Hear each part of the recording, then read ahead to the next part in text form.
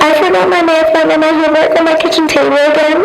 You're so stupid. Don't you know the 3 R's? Yeah, I'm sorry. What's wrong, Lauren? I forgot my math button and my homework on my kitchen table again. You're so stupid. Why would we ever hang out with you? Stop being mean to me. I thought you guys were my friends. Never would I be.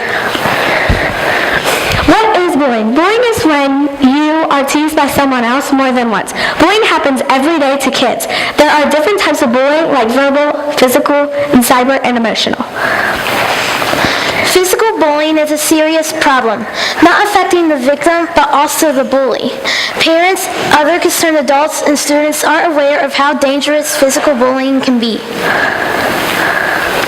What is cyberbullying? Cyberbullying is the use of technology to harass, threaten, embarrass, or target another person. By definition, it occurs among young people. Sometimes cyberbullying can be easy to spot. For example, if your child shows you a text message, tweet, or responds to a status update on Facebook that is harsh, mean, or cruel.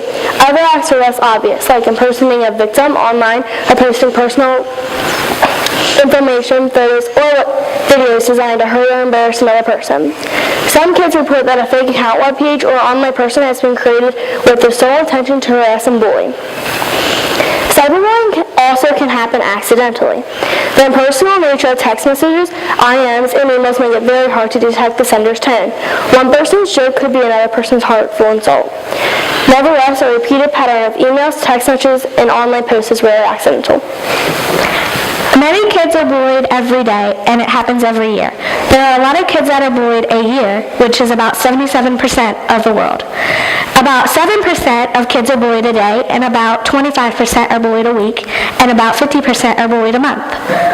You can stop bullying if your parents or your kids know that they can talk to you or to someone they really trust, like a guidance counselor or a therapist. Thank you.